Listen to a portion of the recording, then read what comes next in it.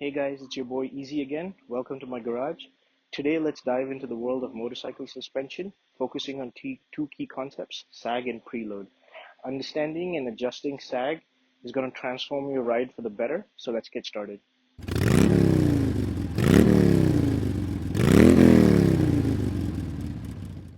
So, what is suspension sag? Sag is the amount of your suspension's full travel that is used up under weight. So, essentially is how much that the suspension compresses under the weight of the motorcycle, which is called static sag, and how much the suspension compresses under the weight of the motorcycle plus the weight of the rider plus all his or her gear. It's important that the suspension front and back compresses a little under the weight of the rider and the motorcycle for a few different reasons. One is for handling of your motorcycle to preserve optimum handling, um, to maintain the geometry of the bike. So if the suspension compresses too much under the weight, then you can imagine that, for example, in the front, that the bike will uh, dip down in the front, and if it's too much at the rear, then the bike would tip down at the rear.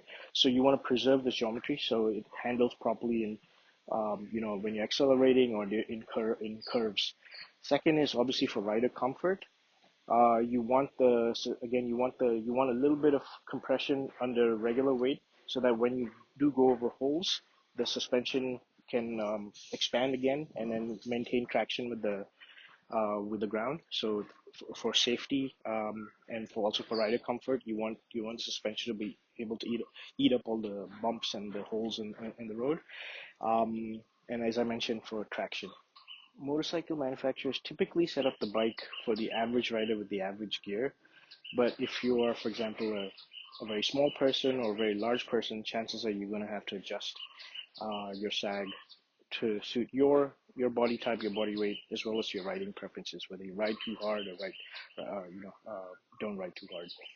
So typically for street use, you want your rider sag to be roughly 30% of your full suspension travel.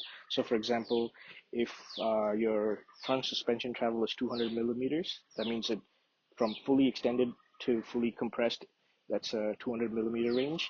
You want your rider sag, that means when I'm sitting on the bike, you want that sag to be 30% of 200 millimeters, which is about 60 millimeters. And then the same thing for the rear as well. So 25 to 35% is the norm, and so I typically try to be at 30%, which is right in the middle. If you're riding it pretty hard or for on a track day, you want it suspension to feel a little stiffer, you could probably set the sag to 25%, so slightly on the lower range. That means from fully extended, it compresses a little less than you normally would for street use. So I'm just showing you my rear shock or my rear suspension here because the springs are exposed. The front suspension, obviously the springs are inside the forks. But in the ideal world, obviously, without having to adjust anything on your suspension, uh, your sag should your sag should be 30% for your weight. So for example, if I'm 70 kilograms, I will choose a spring that without any adjustment will compress 30% while I'm sitting on it. And for someone, say, who's 100 kilograms, he or she would choose a slightly stiffer spring so that that would compress 30% when he or she is sitting on it.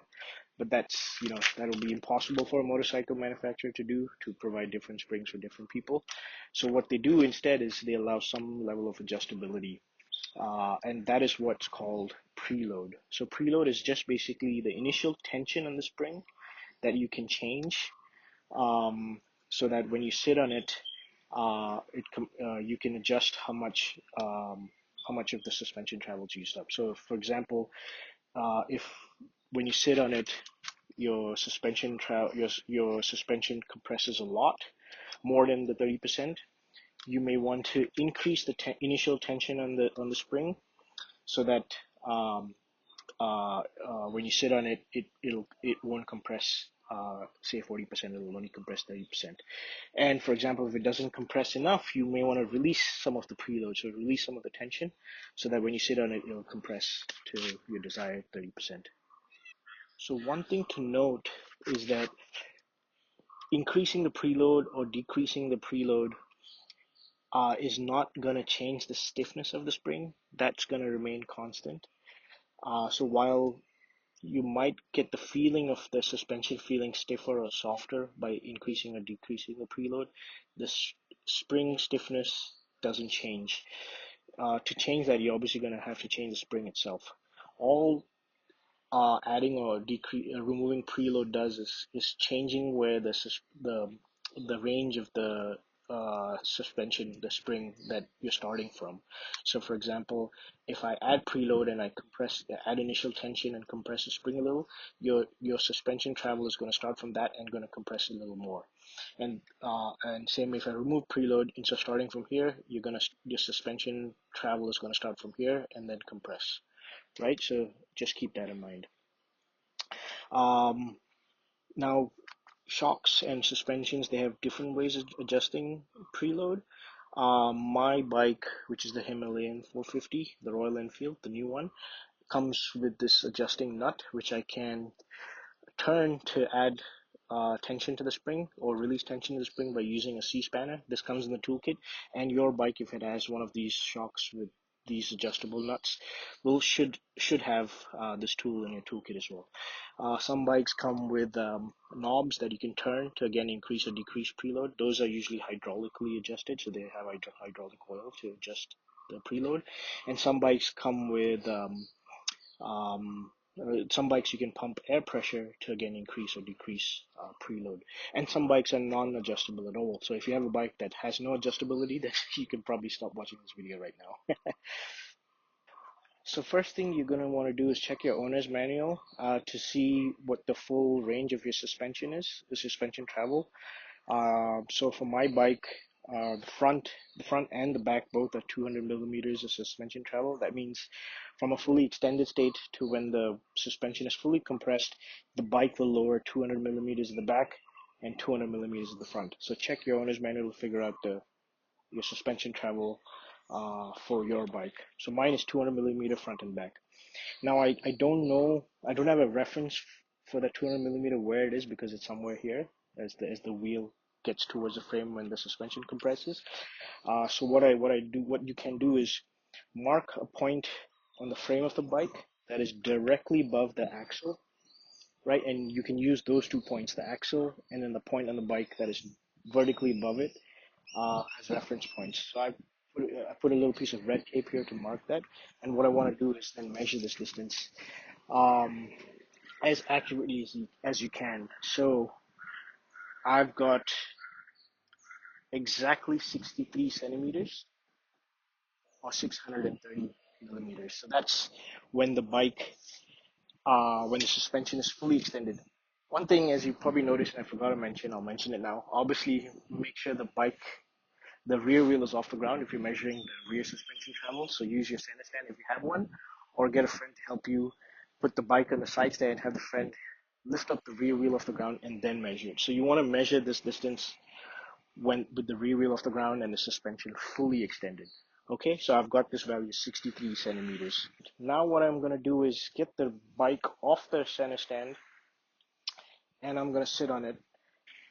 Oh yeah, so before you sit on the bike and measure the sag again, the rider sag when you're sitting on it, before you do that, check your owner's manual again. Your manual should have some recommended settings based on body weight that you can set your preload to.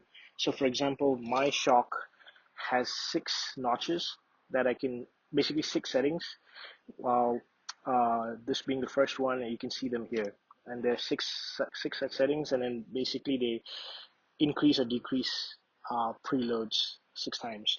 And the owner's manual suggests that for the average rider with no pillion and no luggage, put it on the third notch, so halfway. And then if you've got a pillion and luggage, put it on the sixth notch, so at the maximum possible preload. That's not very precise because average rider, I don't know what they mean by that. Some bikes and some owner's manuals, they split it up based on weight ranges. So for example, my other bike, it said, if you're between 200 and 210 pounds, that it was an American bike, so they use pounds. If you're 200, 210 pounds, then uh, use this much preload. If you're 210 to 220, use this much preload. So that was a little bit more precise. But anyway, check your owner's manual, set the preload to what it suggests first, and then we can fine tune it by actually doing accurate measurements. So I've set it to the third position, which is what it says in my manual. And then now let me sit on the bike and let's measure the sag again. Okay, so I'm sitting on the bike. The bike's off the center stand. It's on the ground. Now assume I'm not wearing my full motorcycle gear, but assume I'm wearing what I would wear normally when I ride. So assume I'm wearing jeans and boots and maybe a jacket and a helmet and everything. So to simulate real life scenarios. And this is where you're gonna need a friend. Um, so you're gonna need either use a wheel chock if you've got one. So I've got one in the front, so you can keep the bike stable while you're sitting completely on it with your feet off the ground, or use a wall if you're have your bike next to a wall, and so if you don't have a wheel shock, then you support yourself uh, using the wall. Basically, both your feet must be on the ground and you must be on the bike completely. And imagine I've got a friend here, so my imaginary friend is now going to measure the sag for me while I'm sitting on the bike. Okay, so let me pause the video and come back as my friend. Okay, so imagine there's someone sitting on the bike for whom we're measuring and setting the sag. The bike is upright, stable, and the person's completely on the bike with his or her feet off the ground. And so he's resting the bike. And now we're going to measure the sag. This is called the rider sag, right? So again, measure the distance from the point on the frame that you've marked to the axle. And say it is 56 cm, right? So I would note down that measurement. So remember, uh, when the wheel was off the ground, the fully extended distance was 63 cm, and now with the rider on the bike with his or her gear, this distance is 56 cm. So that's a difference of 7 cm. Now, remember what I originally said, that the sag, that 7 cm is the sag, by the way. So that's how much the suspension has been used up with the rider sitting on the bike. So that 7 cm ideally, or that sag should ideally be 30% of the full suspension travel. So the full suspension travel, remember, is 200 millimeters at 20 cm. Um, so 30% of that is 6 cm. So I ideally want to achieve a sag of 6 cm. What we measured here, the difference is 7 cm. So it's a little too much. That means the bike is lowering a little too much. So what I want to do is I want to increase the preload so the bike doesn't lower so much, so that the difference in the distances I measure with the rider off the bike and on the bike is not as much as it is now. So now it's 7 cm. I want to get to 6 cm, so the difference is not that much. That means it doesn't compress as much. So what I want to do is add tension or add preload. So as you can see, my setting is currently on the third notch.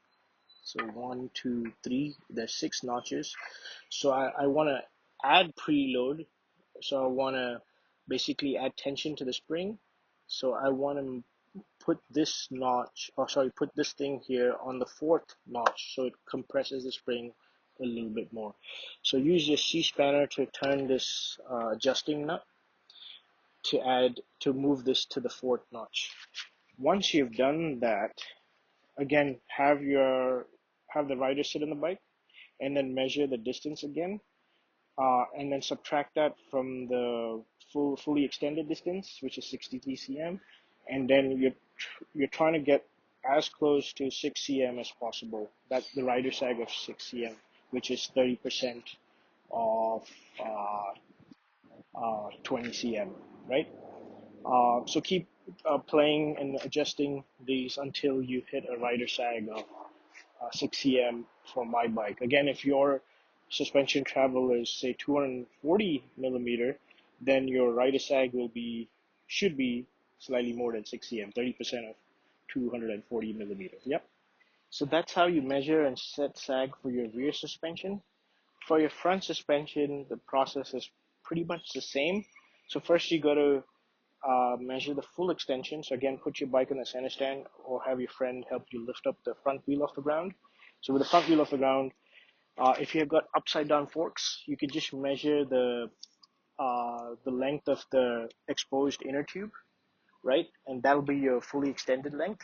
If you have um, regular forks, uh, then you're gonna have to measure like a distance, say from the axle again to the lower triple tree. So that's the fully extended distance. Then again, have the person that you're measuring and setting the sag for sit on the bike, get it off the center stand, with both feet on the bike and completely off the ground, and the rider weight completely on the bike. Again, have the second person measure the same distance. So now the fork would have compressed a little, so measure that difference, measure that distance, and then take the difference in the fully extended distance to the rider, to the distance when the rider is sitting on the bike, and then that difference, which is the rider sag on the front suspension, should be 30% of the full travel. Again, for my bike, the full travel is 200 millimeters. So again, I'm trying to look for a rider sag as close to 60 millimeters or 6 centimeters as possible. And if forks should have some level of adjustability as well. My forks don't have any adjustability, so I'm stuck with what I've got. But some bikes, usually the knobs are either here at the bottom or at the top. So again, similar to the thing, you'll have clicks settings like whatever 6 or 10 settings. So use those to increase or decrease preload until you get a sag of 30%. And that's how you set suspension sag on your front and your rear. There are other things called rebound and compression damping. I'm not going to get into that in this video. That's a little more complex. But hopefully you found this video useful. And yeah, if you did, hit the like button on this video and subscribe to my channel. Share this video with your friends. And I'll see you in my next video. Take care, guys. It's your boy Eazy signing out.